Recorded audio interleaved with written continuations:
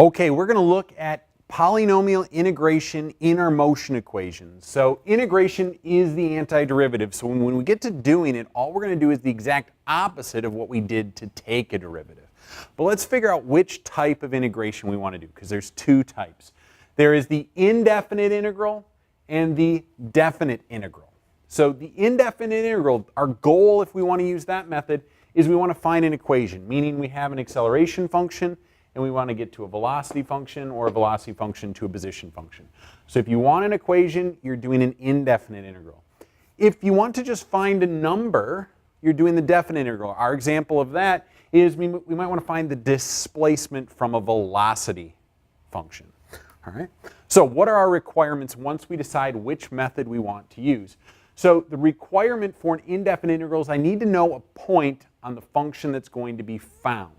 Meaning, if I have a velocity function, I need to know a position point. I need to kind of nail down where that graph is. Because from my velocity function, I only know about the slope of my position function. I just know the shape of it. I don't know where it's located vertically on that graph. So I need to be able to figure out where is a point on it. And then I know that the rest of the graph relative to that point. Now, this point is sometimes known as the constant of integration, a plus c value. All right? For us, plus c is really telling us about the intercept. So, for instance, a velocity function, the plus c value is the initial velocity at time 0. Or for a position function, the plus c value is the initial position. Now, you can use any point, but most of the time they're going to give you that initial position or that initial velocity, and that just is what that plus c value is. Okay. If we're doing a definite integral, we're going to need bounds. We don't need a point, but we need to know between what two times are we actually finding that value for, say, displacement. All right, so let's go ahead and let's set up some examples and maybe see a picture of what this definite integral looks like. So let's go ahead and set that up now. All right, now that we have our indefinite integral problem set up, let's go ahead and try it. Now remember, when we're doing an indefinite integral, we are going to be going backwards from, say, velocity to position. So let's just see what that looks like when we do the other direction, when we do the derivative. So let's say this is my position function, x is equal to 4 plus 8t minus 6t squared. And I go ahead and I take the derivative. That gives me my velocity function. But what you'll notice in this transition, anything that was a constant, like plus 4 in our case, is lost. So we lost that 4.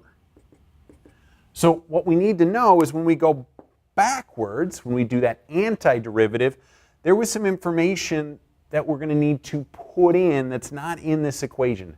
That's what this point is telling us. It's telling us some information to figure out what was lost when we did our derivative. So let's go ahead and kind of set this up and see how it looks. So the first thing I'm going to do is I want to multiply this dt over. So I have dx is equal to 8 minus 12t dt. Now, how we get rid of these d's is we're going to take the integral. And the symbol for integral looks like this. Okay?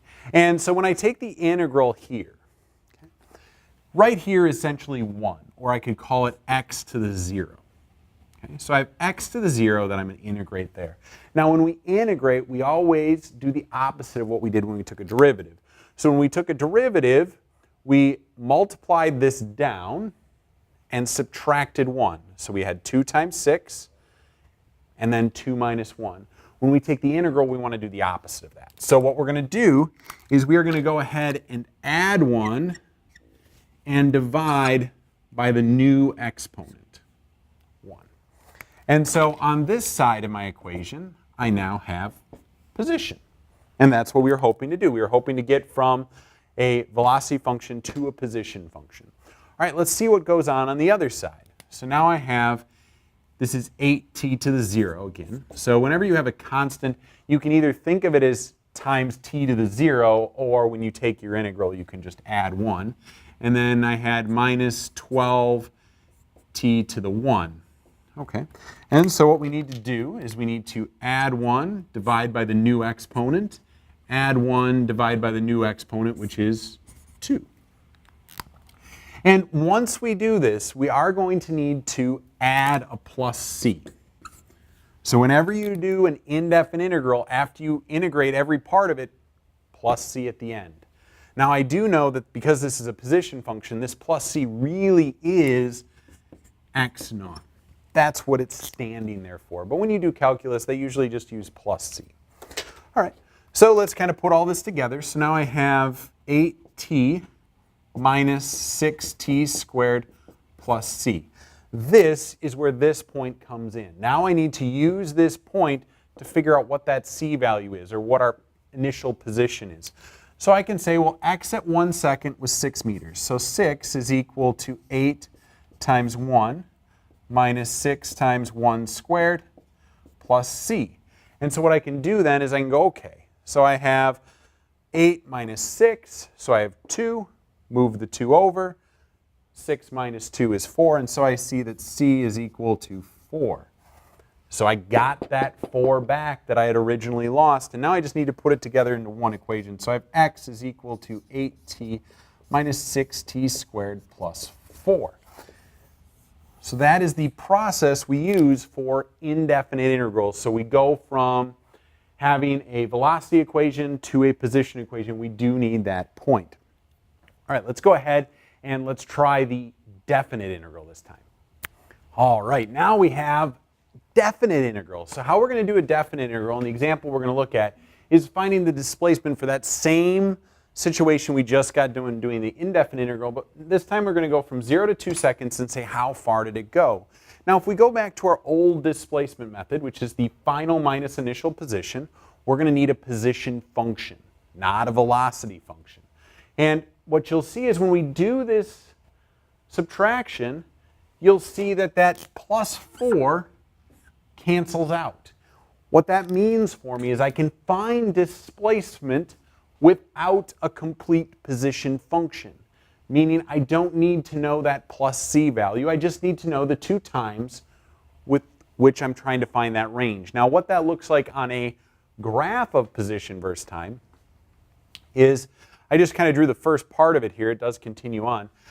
We're going to be looking at the area under the curve. That's what a definite integral finds for us, is the area under the curve. And when it's above the axis, it is a positive area. When it's below the axis, it's a negative area.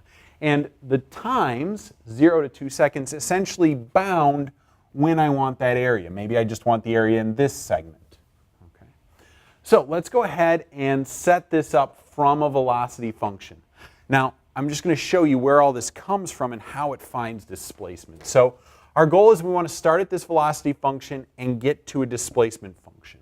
So in order to find displacement, I have to take the position at 2 minus the position at 1. So what that means for me is I'm going to need to take the integral of my velocity function at 2 seconds and subtract it from the integral of my velocity function at 0 seconds.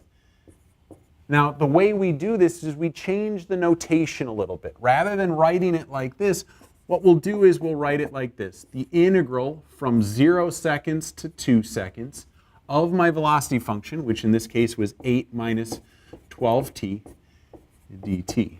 Now, the nice thing about these, because they pump out a single number, your calculator can solve this equation for you.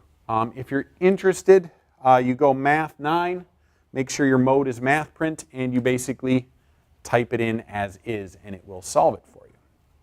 All right, so let's go ahead and see how to solve it by hand, though. So here we go.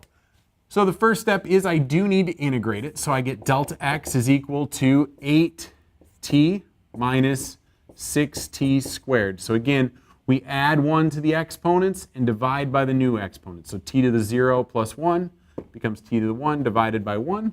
And then t to the first plus 1 divided by 2. So t squared divided by 2, we get this. Now the next step is we put this straight line.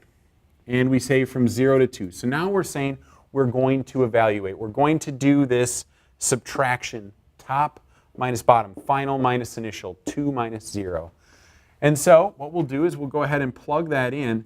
And just to kind of show off this point of it, did I put a plus c?